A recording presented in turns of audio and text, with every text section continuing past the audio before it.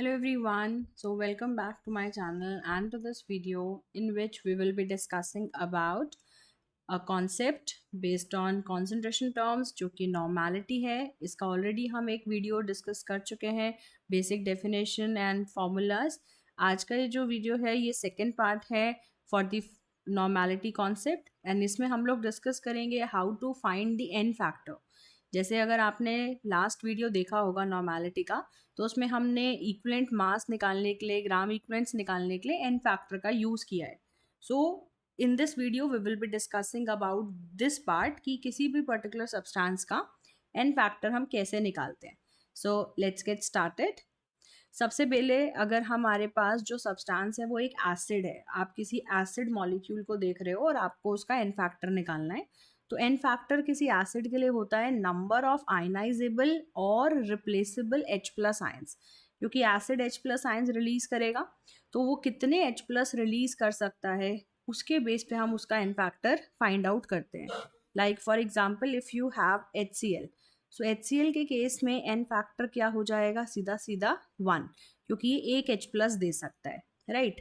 Similarly अगर आपके पास है HNO3, तो ये भी एक ही H प्लस दे सकता है, तो इसका एन फैक्टर भी क्या हो जाएगा 1. अगर आपके पास है H2SO4, सो H2SO4 के फॉर्मूला में एज यू कैन सी कितने H प्लस आयनाइज हो सकते हैं, 2H प्लस आयनाइज हो सकते हैं, तो इसका एन फैक्टर कितना हो जाएगा 2, राइट. सो जो भी एसिड का मॉलिक्यूलर फॉर्मूला है आप उसमें बस ये फिगर आउट करिए कि कितना H प्लस वो रिलीज कर सकता है. सो कोई भी हेलो एसिड इन जनरल अगर आपको दिया है, कोई भी हेलो एसिड दिया है तो वो एक ही H प्लस निकाल पाएगा, तो आप उसके लिए 1 याद रख सकते हैं.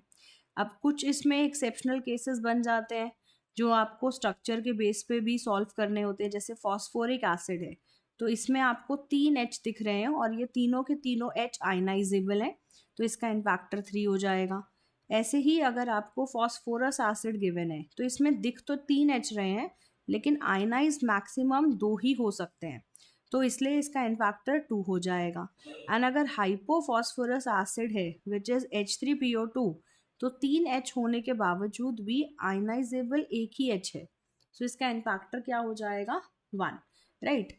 नेक्स्ट अगर हम बात करते हैं बेस मॉलिक्यूल, कोई अगर आप मॉलिक्यूल सॉल्व कर रहे हो which is a base molecule, base है वो, तो अगर वो एक बेस है तो उसके पास OH माइनस होंगे.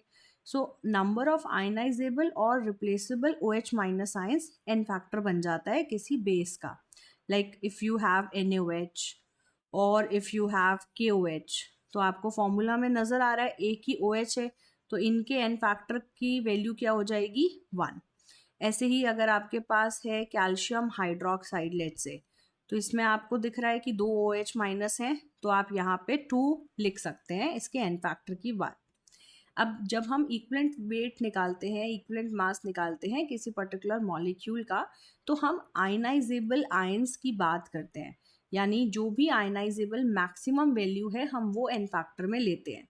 रिप्लेसेबल वाली बात तब आती है जब आपको कोई पर्टिकुलर रिएक्शन गिवन है, मतलब ये तब आपको कंसिडर करना पड़ेगा जब कोई रिएक्शन गिवन है और उसमें आपको दिख रहा है कि जैसे सल्फ्यूरिक एसिड है, सल्फ्यूरिक एसिड 2 H निकाल सकता है, लेकिन किसी रिएक्शन में आपको ऐसा दिखेगा कि इसने एक ही H प्लस रिलीज किया है, यानी आपको जो सॉल्ट दिया जा रहा है वो किसी मेटल आयन के साथ HSO4 का बना के दिया जा रहा है.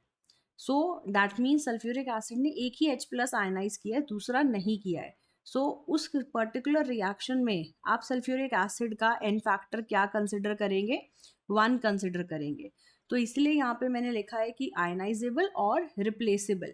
सो रिप्लेसेबल वाली बात रिएक्शन के बेस पे देखनी पड़ेगी आपको, और अगर आप नॉर्मली कंसिडर कर रहे हैं तो आप मैक्सिमम पोटेंशियल के हिसाब से आयनाइजेबल वाले से सॉल्व करते हैं, right. So acid and base हो गया. Then if you have a salt, salt के केस में एन फैक्टर निकाला जाता है on the basis of the concept कि उसका टोटल पॉजिटिव या टोटल नेगेटिव चार्ज क्या है. लाइक अगर मेरे पास NaCl है तो इसमें टोटल पॉजिटिव चार्ज भी +1 है, नेगेटिव चार्ज भी -1 है, यानी आप कोई भी एक चीज़ देख सकते हो, टोटल पॉजिटिव या फिर टोटल नेगेटिव, तो इसका एन फैक्टर हो जाएगा 1.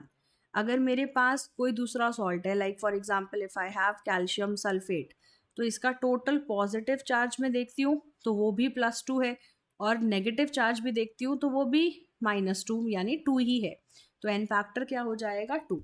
क्योंकि सॉल्ट एक न्यूट्रल चीज़ है तो पॉजिटिव नेगेटिव चार्ज बराबर होगा। आप कुछ भी देख सकते हो, पॉजिटिव भी और नेगेटिव भी, टोटली डिपेंड्स ऑन यू।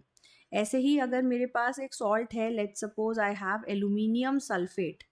अब एल्यूमिनियम सल्फेट में आपको देखना है कि टोटल पॉजिटिव चार्ज कितना है या टोटल नेगेटिव कितना है। तो 2 एल्यूमिनियम है तो ये कितना हो जाएगा 3 इंटू 2, टोटल चार्ज हो जाएगा 6। नेगेटिव चार्ज भी अगर आप देखते हो तो सल्फेट पे -2 है और इसको 3 से मल्टीप्लाई करोगे तो -6, यानी मैग्नीट्यूड लोगे तो 6 उसका इन फैक्टर बन जाएगा। ऐसे ही आप सॉल्ट के लिए भी इजीली फिगर आउट कर सकते हैं, राइट। कोई भी सॉल्ट आपको दिया जाए, आपको टोटल पॉजिटिव या टोटल नेगेटिव चार्ज देखना है। अगर किसी एलिमेंट की अगर मैं बात करूं, कोई एलिमेंट है, आपको उसका एकदम से इक्विवेलेंट मास निकालना है, एन फैक्टर निकालना है, तो उसका एन फैक्टर उसकी वैलेंसी के बराबर होता है। जैसे हाइड्रोजन है तो इसकी वैलेंसी कितनी है 1, तो इसका एन फैक्टर भी 1 है। ऑक्सीजन है, वैलेंसी 2 है, एन फैक्टर भी 2 है। नाइट्रोजन है तो एन फैक्टर कितना है, वैलेंसी 3 है तो एन फैक्टर 3 है। ऐसे ही आपके पास कोई भी हेलोजन आटम है तो उसकी वैलेंसी 1 है तो उसका एन फैक्टर भी 1 है। तो ये सारे जो हम डिस्कस कर रहे हैं टॉपिक्स, ये एन फैक्टर के लिए है। एक बार एन फैक्टर निकल जाएगा तो आप उसका इक्विवेलेंट मास भी निकाल सकते हैं एंड ग्राम इक्विवेलेंट्स निकाल के नॉर्मैलिटी भी निकाल सकते हैं। कोई अगर आप आयनिक क्वेश्चन सॉल्व करो, कोई आयन है, तो आयन के केस में जो एन फैक्टर होता है वो बहुत ही सिंपल होता है। जो आयन का चार्ज है वही उसका एन फैक्टर होगा। Like if I am talking about sodium ion, तो सोडियम आयन पे चार्ज आपको 1 दिख रहा है, एन फैक्टर 1। अगर मेरे पास एल्यूमिनियम +3 आयन है तो एन फैक्टर क्या हो जाएगा 3। अगर मेरे पास कोई आयन है लाइक फॉस्फेट, तो इस पे चार्ज आपको 3 दिख रहा है तो इसका एन फैक्टर 3 हो जाएगा। अगर मेरे पास अमोनियम आयन है, जो भी चार्ज है आपने उसका मैग्नीट्यूड लेना है। सो इजीली आप इनका एन फैक्टर निकाल सकते हो। सो अगर आपको इन सब का एन फैक्टर निकालना आ गया है तो बस मैं एक बार रिवाइज करवा रही हूँ कि ये एन फैक्टर से आपको बेनिफिट क्या होगा। आपने इक्विवेलेंट मास का फॉर्मूला पढ़ा था पिछले वाले वीडियो में, that is molecular mass upon n factor. अगर मॉलिक्यूलर मास पता है जो आप निकाल सकते हो सब्सटेंस का, एन फैक्टर से डिवाइड करके इक्विवेलेंट मास आ जाएगा। अगर इक्विवेलेंट मास पता चल चुका है तो आप उसके ग्राम इक्विवेलेंट निकाल सकते हो, which is given mass upon equivalent mass. एक बार ग्राम इक्विवेलेंट्स निकल गए तो आप उससे उसके नॉर्मैलिटी को भी इजीली फाइंड आउट कर सकते हो, right. So I hope you find this interesting, easy लग रहा होगा। So do like the video if you have enjoyed the session, and अगर कोई कंफ्यूजन भी होता है you can drop a comment, I will respond to that. You can join the Telegram channel as well. So we'll meet in the next video and उसमें हम लोग कुछ questions discuss करेंगे regarding normality. So bye bye.